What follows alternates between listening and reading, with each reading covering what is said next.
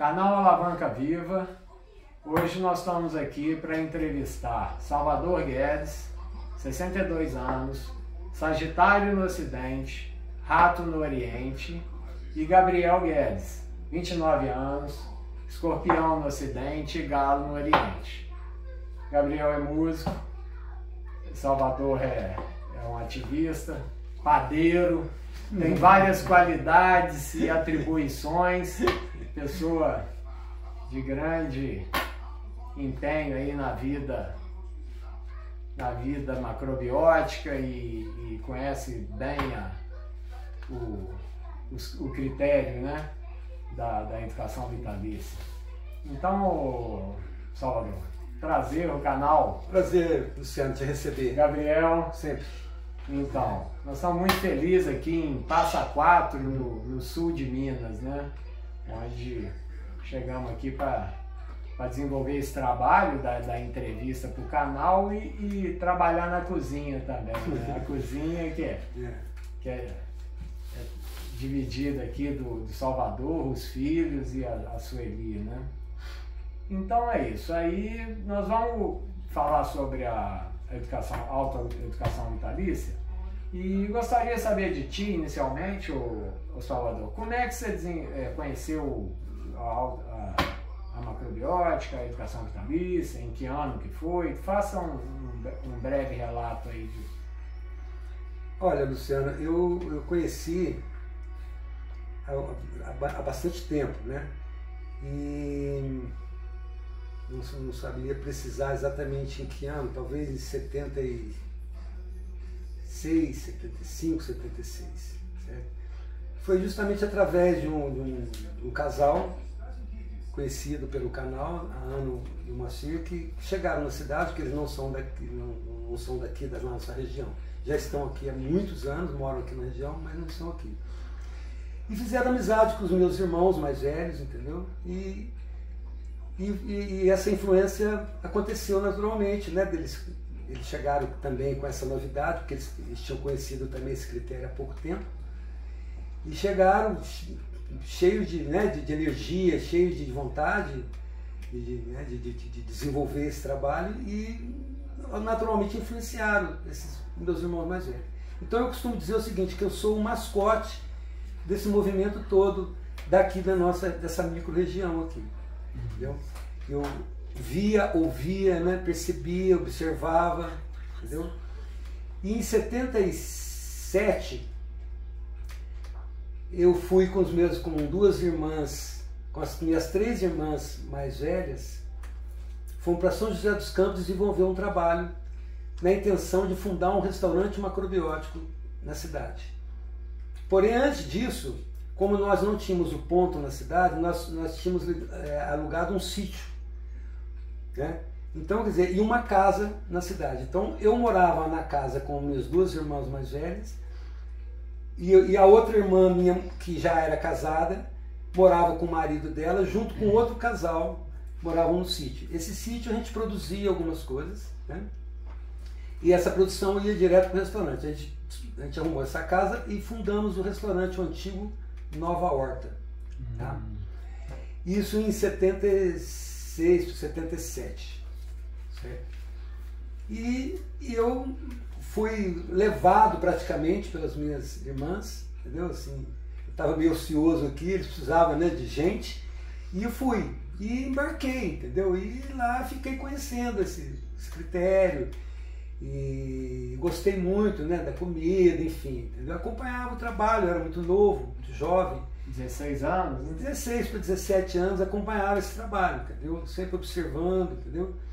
E lá que eu li o primeiro livro, o famoso Sois Todos Sampacu, né, do Jorge Ozawa. E aquilo foi, né, aquilo ficou guardado na minha cabeça, entendeu? Depois eu saí de lá, voltamos para cá, e o movimento continuou, meus irmãos sempre engajados, aí vieram os seminários, eles iam nos seminários. Em São Paulo, entendeu? Os meus irmãos mais velhos, eles participaram do primeiro seminário, né? Enfim, participaram de vários. Aí depois, com o decorrer do tempo, aquilo foi se dissipando, foi meio que esfriando, e eles foram se afastando, um afasta mais, outro afasta mais, e no final estavam todos afastados desse movimento. Foi quando o meu filho Gabriel, eu já casado, né? Nasceu? Ele é o quinto filho, né? Sim. É o caçula, certo? E ele com quase 2 anos, tá? Ele teve um problema de saúde muito grave. Entendeu? Não, mas só dentro da primeira fala sua, do critério em si, porque na vida a gente acaba, a gente revela os registros que nós recebemos, né? Então como você vê assim, a macrobiótica, a educação vitalícia, assim, você pensa que você assimilou e aquilo não... Quando eu li o livro e li alguns artigos do professor Kikuchi, aquilo cravou dentro de mim, entendeu? Cravou. E ficou aquilo latente ali, ficou guardadinho. Não ali. Como uma leitura comum, não como uma filosofia, porque você confirmou na prática. Não, né? confirmei na prática pelo seguinte, assim, a primeira confirmação minha foi quando eu tive um problema de saúde, quando eu morava num restaurante junto com as minhas irmãs. São José dos Campos. Eu tive eu não me lembro o que eu tive, eu sei que eu tive uma febre muito alta, uma febre meio descontrolada, e a minha irmã me deu um chá lá não sei, não me lembro se era de gengibre, alguma coisa assim. Eu fiz um tratamento baseado nesse critério, entendeu? E realmente aquilo, no outro dia, assim, eu estava muito bem, entendeu? Além do que eu comia a comida e sentia. O corpo falar. Eu sentia o corpo falar, entendeu? O corpo responder. O paladar, tudo isso, né? Então, quer dizer, você vai registrando tudo isso. Entendeu? Além de que eu observava as histórias ali, a gente fazia reuniões no restaurante. Entendeu? Assim, apesar de muito novo, eu sempre fui muito curioso, sempre fui muito observador, entendeu? Assim, então, eu ficava observando ali as histórias. Foi quando eu conheci, inclusive, o Cláudio Carone, que apareceu lá um dia para dar uma palestra. Ele e a esposa dele. Me lembro desse dia, ele chegando no restaurante para uma palestra à noite.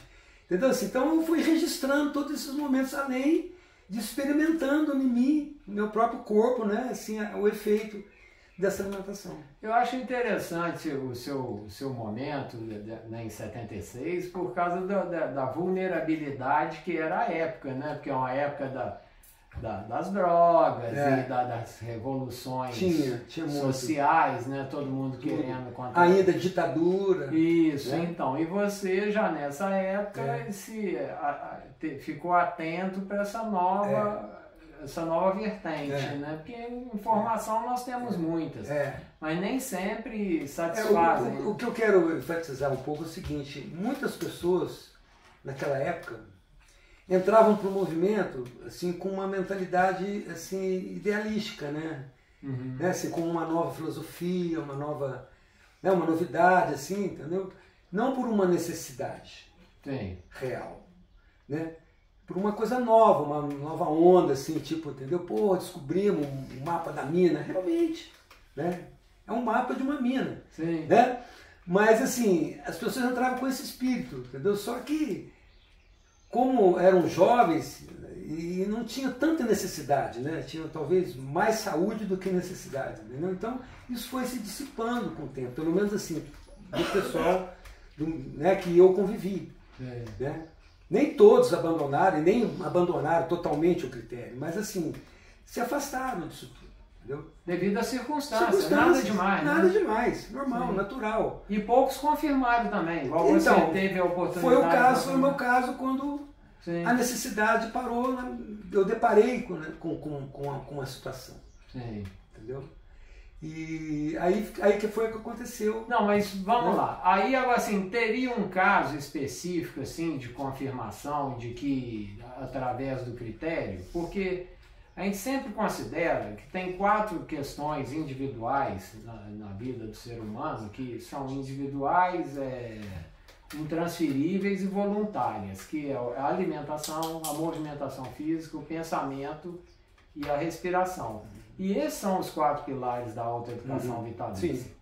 Então, é do indivíduo para o coletivo. Então, no seu processo, né, desde jovem, aos 16 anos, e depois com o casamento e com os filhos. Tem algum caso assim efetivo que a macrobiótica veio a favorecer, que a alimentação e o diálogo favoreceu que você possa... Com certeza. Primeiro, né, foi depois dessa experiência minha quando muito jovem, depois de casado, mesmo não seguindo, não participando dos movimentos, os meus filhos, quando nasciam, eles sempre ficavam, até uma certa idade, eles eram alimentados com papa de arroz, com tudo. Sem vacina? Sem vacina, os primeiros não tinham tomado vacina, os 3 primeiros não tomaram as vacinas. Então, assim, eles sempre foram tratados, assim, pelo menos até uma certa idade. Né? Eles demoraram para conhecer o açúcar branco, demoraram um pouco, entendeu? Porque eu já tinha essa em mim, que era uma coisa minha, entendeu? Porque eu, não era o ideológico, o meu não era tão ideológico, porque o movimento, assim, eu me afastei, todo mundo se afastou do movimento, e aquilo ficou em mim. Fisiológico.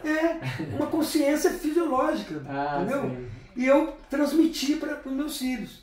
Não, mesmo não seguindo, não acompanhando, não tendo uma orientação. E nem comunidade. Nem comunidade, certo?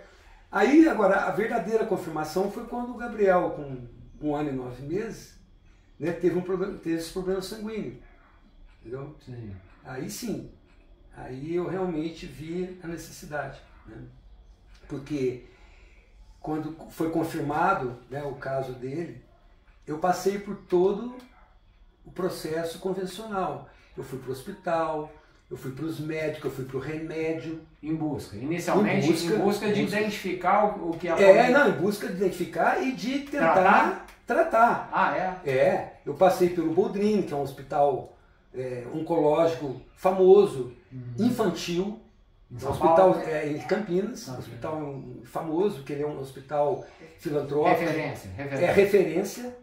Entendeu? E lá foi aonde fortaleceu em mim, você entende? Essa opção de partir para um tratamento, né? Que naquele momento seria um alternativo, vamos dizer assim. Por isso que é bom a gente saber o que nos acomete para você ter a oportunidade de escolha. Foi quando você decidiu em função do que você tinha...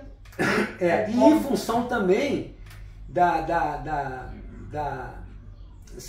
incapacidade, né, da ineficiência desse sistema de tratamento com relação ao problema dele. Quer dizer, quando eu optei, né, em mudar o tratamento dele, a coisa já estava no limite, assim, já estava, como quem diz aqui em Minas, na tábua da beira. Foi decisivo. Entendeu? Porque eu vi que, como diz o outro ditado mineiro, que a vaca estava indo pro brejo. Entendeu? Eu via isso. Eu não sentia firmeza mais. A forma de tratamento eu não via mais resultado. Seria invasivo. Aí, exatamente. E medicamentoso. Aí quando que houve essa decisão? Foi quando que da última vez que eu passei por lá, que nós voltamos com o Gabriel de lá, o Gabriel numa situação crítica, entendeu? Assim, crítica mesmo, entendeu? Foi uma viagem assim, inesquecível, porque ele veio praticamente sangrando de Campinas até aqui, entendeu? E a próxima viagem, já marcada para o meu retorno em Campinas, eu teria que levar todos os meus filhos para começar aquela batelada de exames de sangue, que na época era uma batelada, hoje em dia parece que eles tiram o sangue uma vez e já confirma se é compatível ou não para um transplante. Ou seja, eles estavam no caminho de um transplante de medula.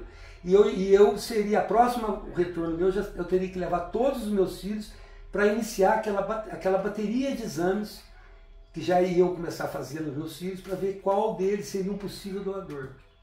Entendeu? Medula. Achavam que era medula. Aí eu, diante dessa encruzilhada, desse impasse na minha vida, eu acessei aquilo que estava de mais precioso. E a esposa comungou da ideia? Não. Ela foi como? No começo não. Sim. No começo não, porque eu tinha essa pequena experiência e ela não. Ela se comungava comigo quando eu oferecia a papa de arroz para meus filhos quando nasci. Ela tinha uma simpatia com isso, entendeu? Mas ela não tinha nenhuma experiência. De confirmação. Aí, quando eu cheguei para ela e falei, foi uma bomba na cabeça dela.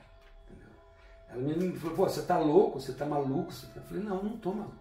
Eu só preciso confirmar. Porque isso tá martelando, é uma coisa que ficou martelando na minha cabeça. Lá em Campinas, diante dos médicos, eu falava, eu falei assim, doutor, mas eu apontava o Gabriel, apesar de muito mal, os olhinhos dele brilhavam, ele tinha uma energia incrível, entendeu? Eu falava no médico, eu falei assim, doutor, mas como é possível, né, de um quadro desse de diagnóstico, e ele, pai, é assim mesmo, mas eu não me convencia daquilo. Não me convencia daquele tratamento, entendeu? E aquilo ficava martelando na minha cabeça, eu preciso ir. E aí foi decisão. Vocês me desculpem, entendeu? Que às vezes eu me emociono. É de se emocionar mesmo, é bom. Então, foi quando eu comecei a trabalhar a cabeça da minha esposa, minha ex-esposa, para a gente mudar o caminho, mudar o rumo, a direção. O foco. Entendeu? E ela não, até pedir ajuda para uma irmã minha, para um cunhado meu. Para dialogar com ela? Para dialogar, para convencer. Né? Para dizer bem a verdade. Eu cheguei a ajoelhar nos pés dela, literalmente ajoelhei nos pés dela e pedi. Falei, por favor, me dá essa oportunidade. Ela me deu, mas ela falou assim, ó, tipo assim, se acontecer alguma coisa, você é o responsável, porque eu ainda fui com esse peso. Mas você nunca foi responsável, né? Não, lógico que não. Ninguém é responsável. Então, aí eu saí daqui com 2 endereços. O do professor Kikuchi, famoso, né? Famoso entre nós, que a gente já conhecia pelos seminários, por tudo. Eu, apesar de nunca ter conhecido ele. Entendeu? E numa dessas internações do Gabriel, que era época de Natal, a gente veio de Campinas, passou uma semana, ele começou com febre, a médica de lá mandou internar aqui. E eu estava numa dessas madrugadas, que eu não dormia, entendeu? Para cuidar. E numa dessas madrugadas, eu resolvi escrever uma carta para o professor sem conhecer. E não terminei a carta, porque no meio da madrugada faleceu uma senhorinha que estava do lado do quarto dele, aí houve aquele zum, me desconcentrou, me tirou o foco. Mas eu tenho essa meia carta guardada até hoje. E eu falei para o professor que eu tinha essa carta, infelizmente não deu tempo, né, uma oportunidade de eu mostrar para ele. É uma carta simples, não tem nada demais, mas assim, aquilo foi, simbolicamente, já foi um pré-anúncio do que poderia tudo acontecer, entendeu? Bom, aí foi quando eu fui para São Paulo, já voltando à história, com os 2 endereços. O professor, que era tido como durão, o radical, aquela coisa, e o Dr. Smith, que era um médico que tratava as pessoas fazia cirurgia, era um médico convencional, mas tratava as pessoas com macrobiótica. Com macrobiótica, eu não sei se você conheceu.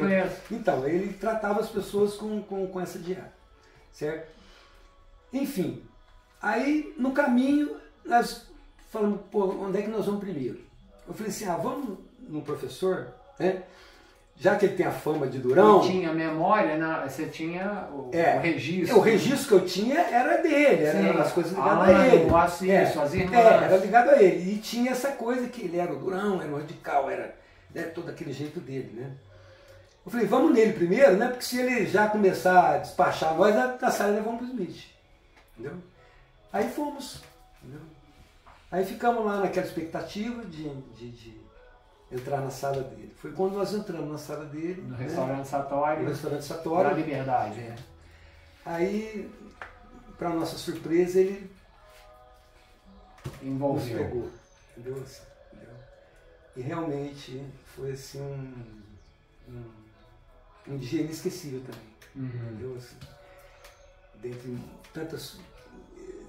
tantas coisas, parecem tanto, mas não foram de poucas coisas que ele falou, mas foi assim... Contundente, foi incisivo. Entendeu? Assim, eu me lembro que nós levamos um calhamaço assim de laudos e exames, tudo pusemos na frente dele. Não, ele respeitosamente não falou isso. Mas Ele nunca falou isso. Mas nem tocou? Não, ele só fez assim, ó. Aham, tirou. Tirou assim na frente e deixou livre a gente pra gente conversar. Entendeu? Assim, o Gabriel ficou atrás no sofazinho, brincando, e nós dois de frente. Ele quase não olhava pro Gabriel, olhava pra gente, né? Porque nós aqui, na verdade, respondíamos por ele. Né? Então ele falou assim, não falou muita coisa, ele nos ouviu e fez a orientação. Prescreveu a orientação. Entendeu? E aí eu me lembro que nós saímos assim, pior do que nós entramos, né? Porque com aquela orientação, sem experiência nenhuma, sem saber como elaborar os como alimentos. elaborar, assim, e no que ia daqui. Entendeu? Eu fiquei pensando na minha esposa. Aumentou a sua... aumentou a sua participação. Né? E a minha dúvida também. Sim. Né? Aí você ficou na obrigação de confirmar. Eu fiquei, entendeu? Eu me lembro que na hora que eu estava saindo da sala, dois acontecimentos. Lá dentro, assim, um pouco antes de sair, eu perguntei, professor, nós temos uma orientação que ele não pode ter febre. Né? Porque se ele tiver febre, a orientação é para internar ele. Aí ele virou assim, e foi assim, decisivo. Ele falou assim, se seguir a orientação, ele não vai ter febre. Tá? E realmente. Ele foi muito cauteloso. Sim. Muito cauteloso. E soube conduzir. Com a palavra. Foi muito cauteloso com a gente. E quando eu já tinha saído da sala, eu lembrei de uma coisa, que ele tomava um remédio, um imunossupressor, de fabricação suíça, um remédio caríssimo. Durava 20 dias. Era tão forte que ele tomava 15 minutos depois, ele ficava azul. Azul, literalmente azul. Bom, enfim, aí eu lembrei disso e voltei. Eu me lembro que o professor ainda teve um momento de humor, apesar de tanta drama, ele ainda teve um momento de humor, porque eu falei, professor, eu esqueci de perguntar uma coisa, ele falou, pois não. Eu falei, e o remédio? Aí ele, né, assim, com humor daí, falou assim, que remédio? Não receitei remédio nenhum. Eu falei, não, professor, o remédio que ele toma. Que a gente já tinha falado com ele. Ele falou assim, sim, tira gradativamente. Tá. Gradativamente, não tira de uma vez. Então, assim, nós estamos tirando gradativamente até tirar de uma vez. Entendeu? Aí voltamos, aí saímos ali no restaurante e ficamos aguardando a nossa querida Ágata, falecida, querida amiga, que ele indicou para ser a nossa orientadora da cozinha. Sim. Inclusive porque a Ágata teve problema com os filhos, com anemia e tudo. E foi assim, momentos muito incríveis, mágicos, esse encontro com a Ágata, certo? Talvez aqui no E aí a partir daí o envolvimento da minha mãe foi total. Né? Total. Sempre, não, o envolvimento da sua mãe sempre foi total, a partir daí. Eu me lembro muito bem que nós estávamos no restaurante assim meio perdido, igual o cachorrinho que cai da mudança, com aquela folha na mão. Uma folha. Na época o Rossé, não sei se você conheceu. Conheci, Dr. Rossé. Ele estava lá, ele percebeu, né, e nos chamou numa mesa e conversou com a gente. Sim. E essa conversa foi fundamental. Entendeu? Porque ele deu uma mastigada naquilo, e deu um certo conforto para a gente, ao mesmo tempo um alerta para a gente. Entendeu? Eu me lembro que ele falou, que ele pegou, no final da conversa, ele pegou a folha e falou assim, isso aqui é um passaporte. Realmente é um passaporte. E para rimar, para a vida ou para a morte. É um passaporte, mas ele falou assim, mas nada vai funcionar como passaporte, porque esse aqui é 50%, os outros 50% é o trabalho de vocês. Então, assim, nós voltamos com essa consciência do nosso empenho, entendeu? Sabe, do trabalho a ser feito. E eu acho que tudo que deu certo foi por isso, porque nosso empenho e achou o caminho certo. O nosso empenho foi muito grande, entendeu? Então, assim, aí começou tudo aquilo. Mas aí a esposa aprendeu a cozinhar? Começou a aprender lá com a Ágata, aqui com a Ana, como é que é? Não, a gente não tinha muito contato com a Ana Macedo nessa época, ele já não Menino, acho que já não moravam mais aqui, acho que já estavam em Virgínia. Mas aí vocês foram tentando sozinhos, fazendo... Eu sei assim, o que eu me lembro que depois dessa retomada nossa, entendeu? Com a educação vitalícia, que aí já era educação vitalícia, houve um retorno dessa turma toda, uma debanda de todo mundo voltando e de alguma forma assim, entrando em contato, de alguma forma também né, fazendo uso do critério, enfim. Foi interessante até, né? Mas foi também a única coisa que aconteceu, porque a gente, por outro lado, a gente teve que enfrentar o sistema, uma sociedade, a gente mora numa cidade... A família de origem, né? Pai, mãe, irmão. Que era uma coisa, na época, afrontadora. A sociedade. Afronta. Eu me lembro que o meu ex-sogro, então, uma pessoa muito querida, e ele sempre gostou muito dos meus filhos, dos netos dele, e ele ia lá em casa praticamente todo dia. Entendeu? E quando o Gabriel ficou doente, ele ia mais ainda. Entendeu? Então, com relação a esse remédio, que o professor mandou gradativamente tirando, mesmo depois de já ter tirado o remédio, a gente tinha que jogar todo dia um pouquinho fora, porque ele entrava lá em casa, ele já batia o olho no remédio para ver se a gente estava tomando. Porque ele falava assim pra gente, vocês estão fazendo o tratamento, mas vocês estão dando remédio, não estão? Estamos dando remédio. Nós chegamos a pregar um cartaz, porque a gente morava no Sobrado, nós chegamos a pregar um cartaz lá na portaria, na porta de entrada lá embaixo, pedindo assim, com educação para as pessoas que tivessem algum problema infeccioso, uma gripe, algo que não subisse, que não cessasse, não aproximasse. Ou seja, até meio que cercando, limitando visitas, entendeu? Para que ele ficasse sem muito contato com não ficasse muito exposto. E foi incrível, porque assim, com um mês de tratamento, a primeira coisa que desapareceu foi aqueles pequenos sangramentos, pequenas hemorragias. Que era gengivais? Gengivais e na pele. Tá. Aquelas petecas. Sim. Foi sumindo. Assim. Primeiro mês já... O corpo já manifestou. E o mais incrível é que assim, depois de uns 3 meses, ele só foi ter a primeira febre depois de uns 3 meses de tratamento, porque ele nem força para ter febre ele tinha, porque a febre é uma reação. Sim, não é ruim febre, não é bom. É uma manifestação boa. É bom sinal. Então, ele estava tão enfraquecido que ele não tinha força para ter febre. E eu me lembro quando ele teve a primeira febre, o nosso canal era o telefone. Me lembro que o professor falou para nós, ele enfatizou, qualquer coisa liga. Não existia internet, não existia WhatsApp, não existia porcaria nenhuma. É um telefone de linha. Telefone de linha. E ele falava, qualquer coisa liga. E nós ligávamos. Ligavam, mas ligavam mesmo. Certo? Para tudo. Sim. Isso foi importantíssimo. Entendeu? E nem sempre o professor atendia. Não. Porque ele não estava lá. E eu quero aqui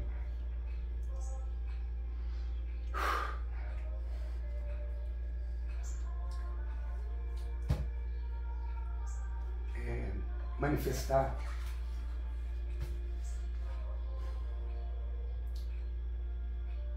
um agradecimento profundo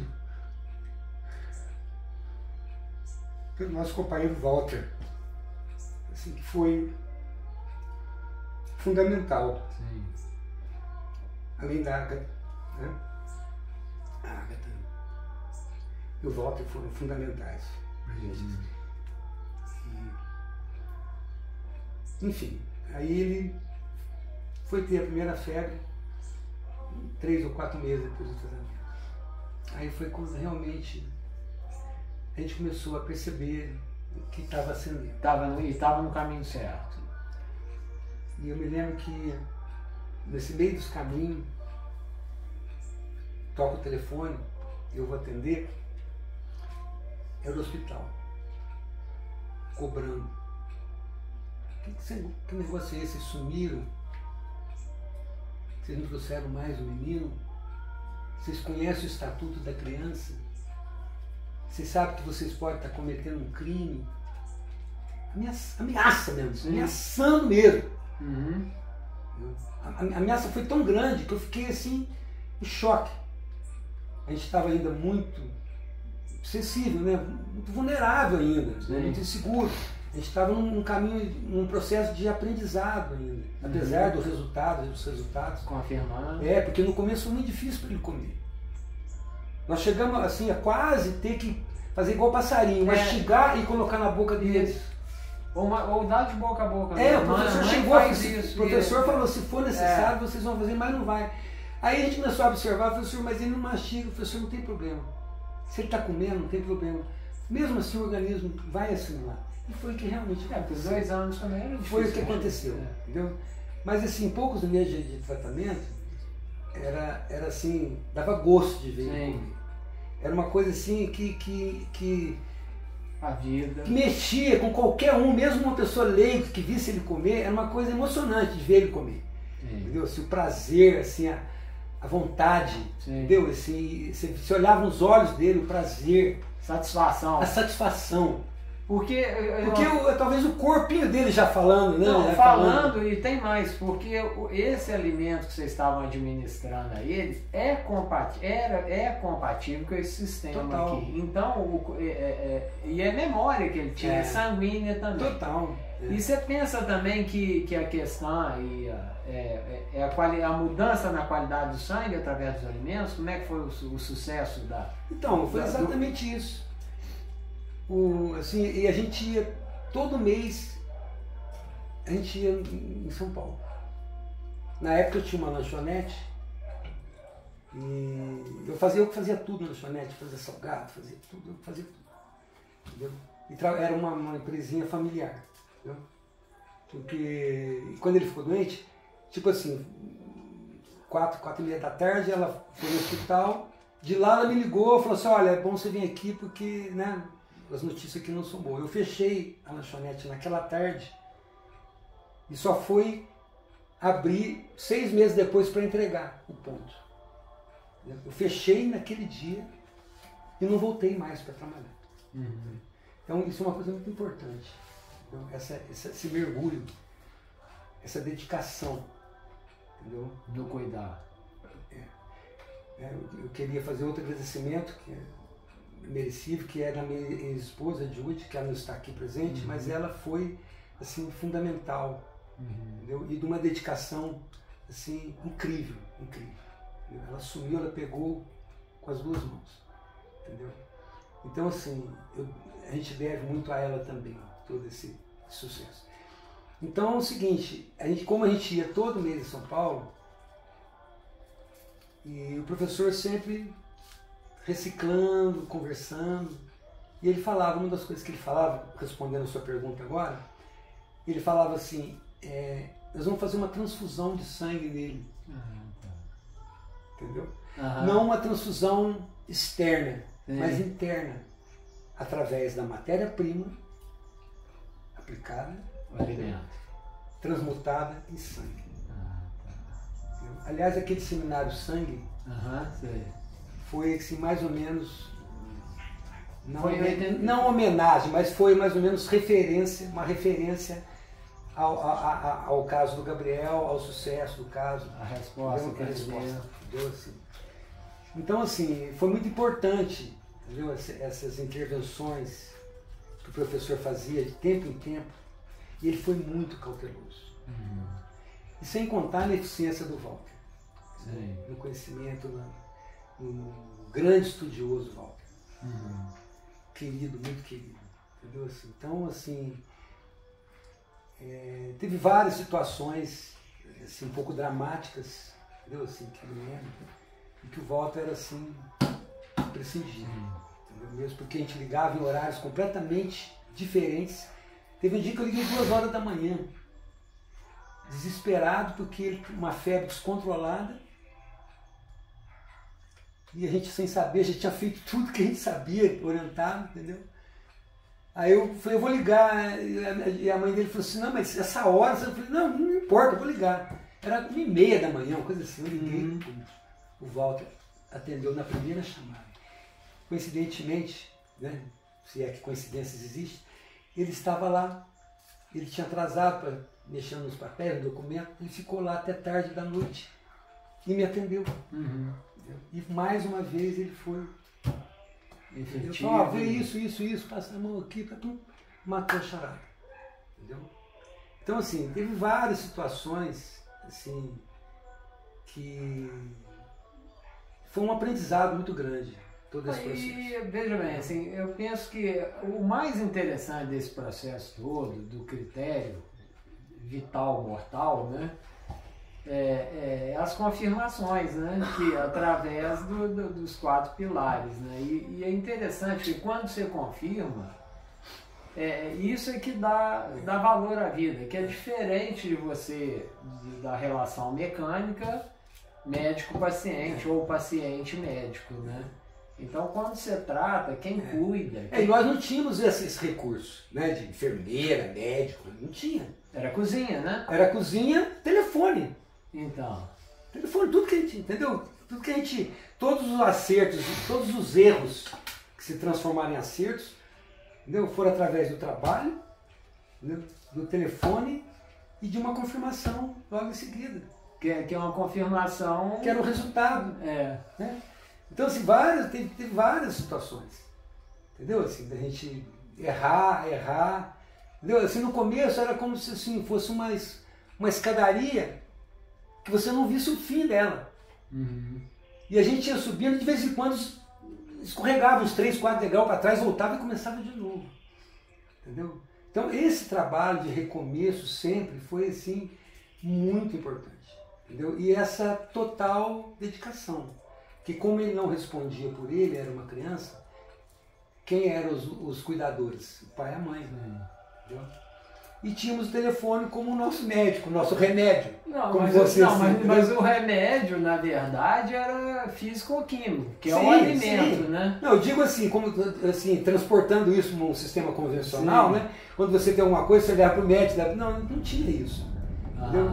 Se a gente tivesse uma dúvida, a gente pegava o telefone e confirmava aquilo que a gente já estava pensando, ou então vinha uma nova informação para a gente poder aplicar. Mas são duas questões. Uma é forma e função, e outra é tempo e espaço, que andam juntas. Né? Mas naquela época, devido à distância e à circunstância, tinha que buscar através do telefone. E foi fundamental. Não foi à toa que o professor falou assim, ele enfatizava, ele falava mesmo várias vezes, ele falava qualquer coisa liga, qualquer coisa, ele repetia isso sempre.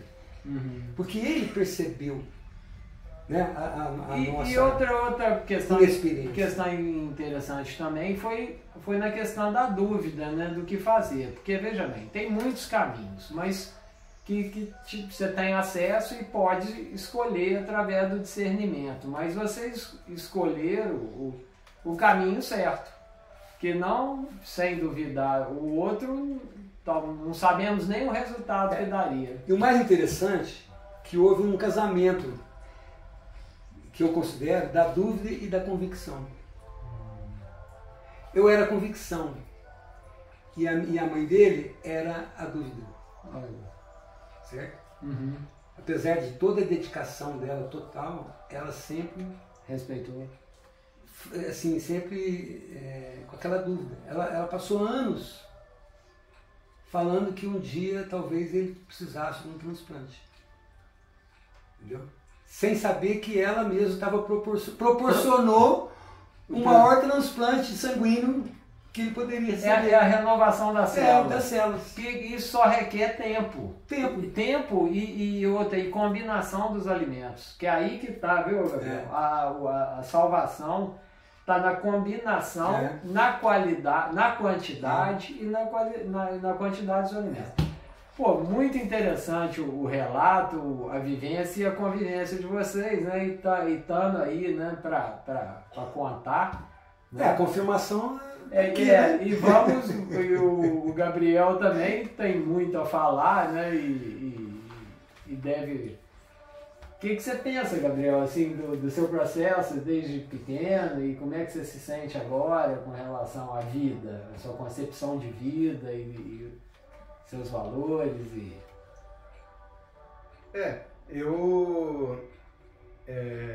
esse período é um período do qual eu não tinha tanta consciência, né? Sim, porque eles respondiam por mim, mas não só por isso, porque eu era muito pequeno, não tenho mesmo uma lembrança, assim, né? Então, assim, a partir do momento que eu me lembro bem da minha infância, já estava Já estava muito avançado esse processo e eu já estava muito bem. Não tinha resquício nenhum da parte séria do problema, né? Então, assim, mas é claro que eu cresci com uma referência, né? Uma referência muito grande, nossa alimentação, a forma de lidar com as enfermidades ocasionais, tudo, né? Formas de encarar a vida mesmo, assim. E por outro lado também, eu sabia que era uma coisa diferente, sabia, sempre, a partir do momento que eu tenho consciência, eu sabia que era uma coisa diferente e que as pessoas achavam aquilo diferente. Então as pessoas me olhavam com diferença, assim, eu ia para a escolinha, eu era diferente da escola, eu tinha um lanche diferente na escola, né? As pessoas me olhavam com viam uma certa fragilidade, talvez, em mim, que eu não sentia, mas entendo que as pessoas reparassem nisso, né? Então, assim, embora eu não falo isso como uma coisa ruim, não, assim, eu falo que foi um modo diferente de ter uma infância, assim, que me fortaleceu grandes referências para mim e um conhecimento também, assim, foi um conhecimento que eu acabei adquirindo meio que naturalmente, né? Assim como a gente começa a falar a partir das pessoas que estão falando em volta da gente, é um conhecimento que eu fui aos poucos também absorvendo muita coisa pelo exemplo, né? Pelo exemplo dos meus pais, de toda a minha família e tal. Que além da palavra, né, que tem muita força e energia, tem os exemplos que valem muito também. São quantas palavras, e até mais, né? Um exemplo vale mais do que 1000 palavras, tem. Ainda mais sendo assim na fraternidade, na cumplicidade e na solidariedade familiar, onde o cuida, né, dentro de um ambiente, né? O importante dizer também, o Lute, justamente o que ele estava falando, entendeu? Assim, ele, a partir de uma certa idade, é que ele lembra. Sim, mas foi quantos setênios? Então, foi 2 aos 7, você estava numa fase, aí 7, 14... Então, quer dizer justamente isso, o tratamento dele, sim, foram mais ou menos 7 anos de tratamento. Os 7 primeiros anos. Não, começou com 2. Do começo da... Começou com 2. Primeiro setembro. Mas, por exemplo, eu com 7 anos, eu já estava muito bem. Ele já estava completamente fora de qualquer perigo, assim. Então, e já compreendendo, porque 7 anos o discernimento dele já estava mais formado. O cognitivo dele. Não, já estava até pulando cerca já. Sim. Entendeu? Ele até pulando cerca, porque, né, aí ele começou a conhecer, né, as coisas, o mundo, certo? Sim. E a partir daí, de 6 para 7 anos, assim, que a minha memória, ela não falha. Tipo assim, eu tenho memória muito claras a partir de 6, 7 anos. Com 6 anos ele já tinha 4 anos de tratamento. Entendeu? Então já estava bem adiantado. Mas assim, é interessante que eu acho dessa história, assim, que é claro que eu tenho o professor Kikuchi como, né, uma grande referência, sou muito grato, eu tinha uma relação muito interessante com o professor Kikuchi, que volta e meia ele mandava recado que queria me ver. E aí eu já fui lá, estando em São Paulo sozinho, já fui lá, e toda vez que eu ia lá no Satori, eu sempre ia falar com ele, o Johnny me via lá e já falava, vou avisar o professor que você tá ali, tal. E era sempre uma coisa diferente, assim, sabe? Então, assim, eu criei uma relação muito interessante com o professor, mas eu acho que, assim, a relação da referência, eu acho que como eu era muito novo, quem foi a minha referência foi meu pai e minha mãe. Então, a minha referência são eles. Eles que me salvaram. Cuidado. É claro que a referência deles foi o professor, foi a orientação e tal, então passou do professor para eles e deles para mim. Então, assim, eu tenho muito esse registro, assim, esse exemplo deles e, é claro, dos meus irmãos também. E bem claro na sua mente, Sim, assim, né? nas pessoas que interferiram. Sim, e meus irmãos, porque eu sou o mais novo, então meus irmãos, o meu irmão mais velho, quando eu comecei esse processo, meu irmão já era adolescente. Então não é fácil para um adolescente ter a vida toda transformada dessa forma. É porque foi uma transformação geral, né? Porque no fim, todos eles, nós todos comíamos a mesma comida. Porque quando muda a família, né? O tratamento dele passou a ser o nosso dia a dia. Sim.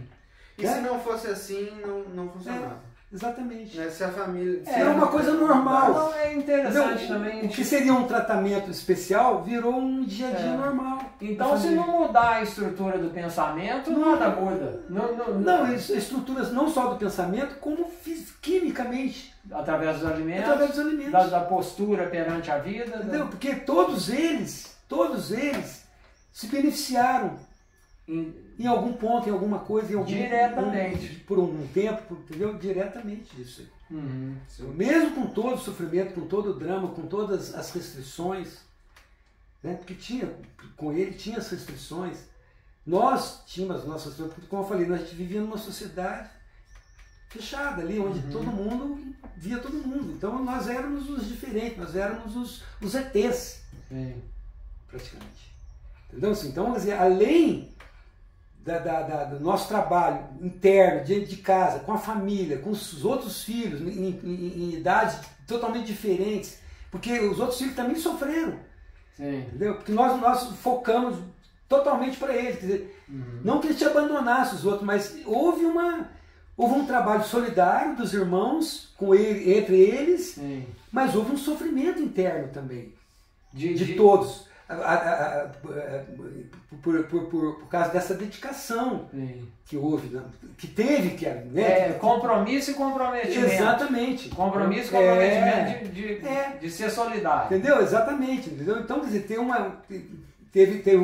eles se beneficiaram de muita coisa, mas juntamente com o sofrimento. Isso nos fortaleceu como família. Entendeu? Isso até hoje. Até hoje a gente percebe esse fortalecimento entre os irmãos, né? E que uma coisa que não tem preço. Então, agora só, assim, então vocês pensam que o milagre é fisiológico? Bom, aí fica a critério e desenvolvimento de cada um, porque eles não são mais crianças, né? Cada um foi para um lado, cada um escolheu, decidiu. Não, mas isso não depende disso. Assim, o que eu tô estimulando a gente dialogar aqui, desenvolver, porque hoje é dia de Nossa Senhora Aparecida. Ah, sim. Porque se o milagre fosse, assim, religioso, como as pessoas... Extraordinários. Nós daríamos a mão aqui agora. E poderíamos promover, né, resolver o problema, os 3 dramas da humanidade. Eu acho assim, existem milagres e milagres. Entendeu? Não que exista 2 milagres. Acho que existe qualidade de milagres. Porque o próprio fato de a gente estar vivo, né, já é um milagre. A vida é um milagre. A vida é um milagre. Entendeu? Isso é importante enfatizar, porque a gente nem sempre pensa nisso, né? A gente acorda e dorme, a gente não pensa muito nisso, né? A gente vai levando a vida e não pensa do milagre que é estar aqui, principalmente no mundo como hoje. Só o pré-natal, não pensa no pré-mortal? No pré-mortal. Aliás, nós não temos essa cultura, nós ocidentais não temos essa cultura pré-mortal. Né? A morte para nós é uma coisa ainda muito assustadora. Entendeu? E de alguma forma, ela é uma ameaça fortalecedora nesse caso aqui, porque, assim, como eu falei, a última vez que eu passei por Campinas, antes de sair do hospital Londrina, nós conversamos com uma médica que tinha mais ou menos quase a minha idade na época. Era uma médica nova. E foi quando eu perguntei para ela. Falei, doutora, eu, assim, estava de choque, né? Porque a mãe dele, então... Chorava o tempo inteiro? Não chorava, mas ela não tinha chão, entendeu? Não sabia. Alguém tinha que segurar. Alguém tinha que conversar, alguém tinha que conduzir. Alguém tinha que conduzir. Então, normalmente eu conduzia, ela ficava do lado ali, segurando a onda dela. Aí eu perguntei para a médica, falei, doutora, tudo bem, ele está nessa situação, como vocês dizem, a fábrica de sangue dele faliu, né? Mas tudo que vai à falência pode... A senhora acredita que possa retomar, que essa fábrica possa voltar a funcionar? Não, primeiro eu perguntei para ela, falei, doutora, tá, ele está nessa situação, por quê? Ela baixou a cabeça, falou assim, olha pai, a gente aqui, como a gente é muito sincero, mais uma vez eu vou ser sincero, falei, por favor. Eu falei assim, olha, para dizer bem a verdade, a medicina no caso dele está engatinhando. Ela falou desse jeito, nunca mais esqueci disso. Aí eu já acendeu uma luzinha na minha cabeça. Eu falei assim, então doutora, então, tudo bem, mas a senhora acha então que a falência, que a fabriqueta de sangue dele falida, possa voltar a funcionar? Ele baixou a cabeça de novo, pensou um pouquinho e falou assim, olha, pai, eu até acredito sim, mas continua, mas assim, pela minha experiência médica, eu sou obrigado a dizer para você que é quase impossível. Eu olhei bem nos olhos dela, Luiz. Pra você ver, eu ainda não tinha nem começado a dar o primeiro passo. Por isso que eu falo para você que o casamento foi da convicção para a dúvida. Porque eu tinha tanta convicção que eu tinha uma via de saída, que eu olhei bem nos olhos dela e falei assim, então, doutora, falei desse com essas palavras, falei, então, doutora, a senhora vai ver. E se a senhora não vê, nada nessa vida para mim vai fazer sentido. Porque essa guerra eu não perco. Nem que tiver que atravessar o oceano a nado. Mas eu vou, essa guerra eu não perco. Eu falei para ela isso. E assim nós íamos embora. Eu nunca mais sei o que eu fui jeito assim. Tenho até vontade, até hoje, de levar o Gabriel no Bodrinho, lá, agradecer. E vai e fala, olha, essa criança, um ano e tal, passou por aqui. Porque eu recebi outro telefonema depois, mas ele já estava grande, aí já não foi tão ameaçador. Eu só falei que ele estava grande, esperado. Mas aquele primeiro telefonema não balançou. Era ameaça do hospital. O mais interessante é que eu liguei para o Walter na sequência. Eu fiquei tão desesperado que eu liguei para o Walter. Eu contei isso para o Walter. O Walter, com a maior serenidade, aquela calma japonesa dele, virou para mim e falou assim, olha, o Gabriel está aí do seu lado, tá? Tá. Então olha para ele. Olha para ele, fala, a decisão que vocês têm que tomar. Você está olhando para ele, não está? Vê aí o que você acha. Aí ele virou para mim nessa palavra e falou assim, olha, a luta do ser humano é pela sobrevivência. Aqueles que sucumbiram ao sistema, né, vão ter que pagar para ver. Então, você decide aí. Né? Olha para ele. E ligou o telefone.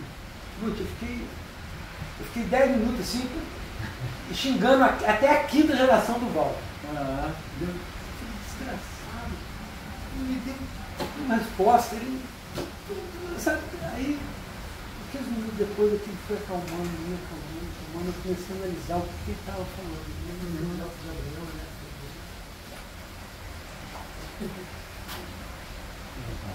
Né? É isso aí. Então foi muito proveitoso o nosso momento aqui. O canal agradece. Luz. Não, isso é uma luz. A luz é interna. A luz que flui do seu sentimento, do seu pensamento, o Gabriel. Então, para fechar, eu vou sugerir aqui que o Gabriel, na condição de músico, ele manifeste aí. Fecha a entrevista com uma. É, isso, um abraço, um cumprimento de vocês, né? O pai e o filho. E na oportunidade também, ceder a carta que você endereçou ao professor para ele. Eu acho que é uma boa, você ir para a mãe dele também. Aquilo que eu te falei, ele. Esse era meu sentimento. Aquilo que eu te falei, assim, ele conhece em parte a história dele, mas ele não conhece a riqueza dos detalhes, né, do processo todo. Eu falei para ele um dia que se ele quisesse saber disso, aproveitar que eu ainda estou vivo para me relatar para ele, né? Aí ele falou assim, eu quero sim, pai, mas eu quero que seja um momento especial, que eu quero gravar, eu quero, entendeu?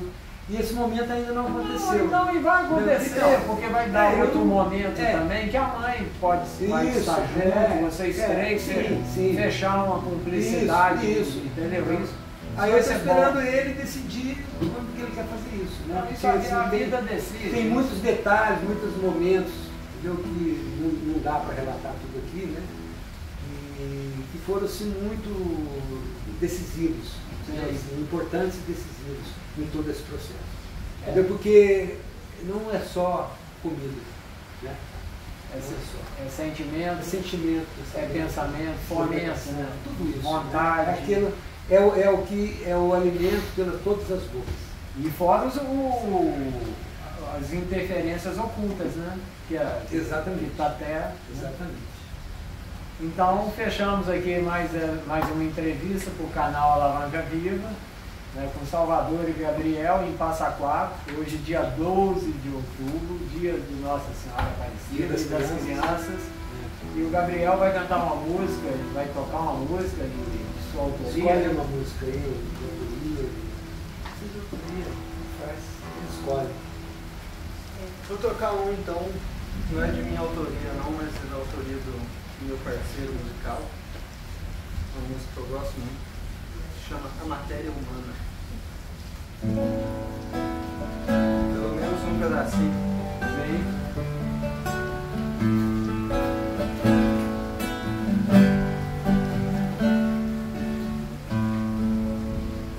Pra quem é feito da mesma matéria que o solo, e acolhe a raiz em seu colo, pouco agedo haverá que faça atrofiar seu sonho.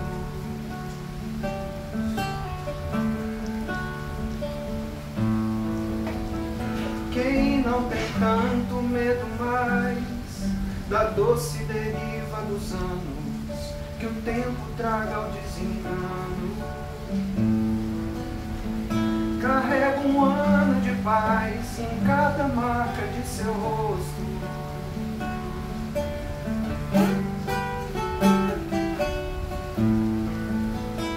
Quando o vento sopra o fogo e o peito aperta, e a palavra mais violenta é tão fácil de usar, sente a dor, mas sobre a cinza recomeça. Planta uma canção muda de jacarandá.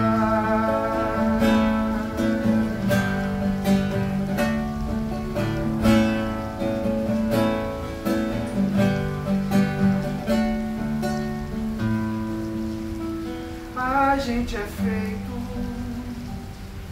de carne humana, pele e osso, do ar rarefeito do fundo do poço. Quem viu secar a mina e brotar se lembra da sede e do gosto.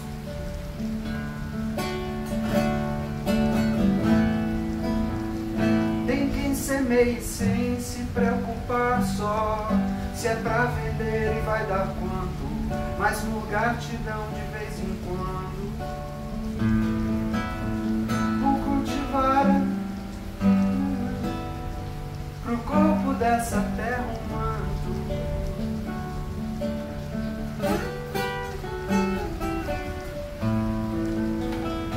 Quando o vento sopra o fogo, o peito aperta,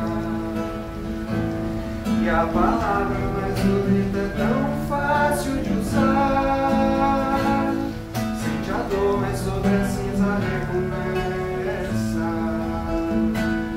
Planta uma canção muda de jacarandá.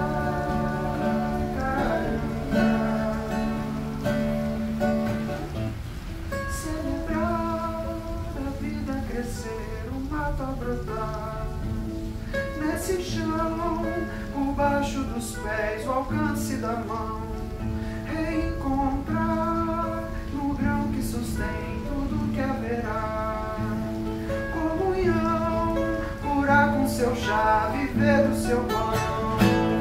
Celebrar a vida crescer, o mato a brotar.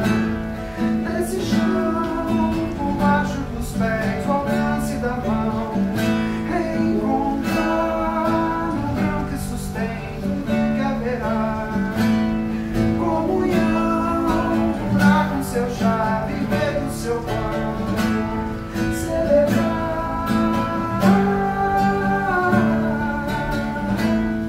Nesse chão,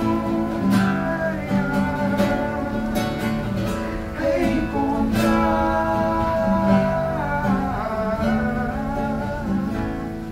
comunhão.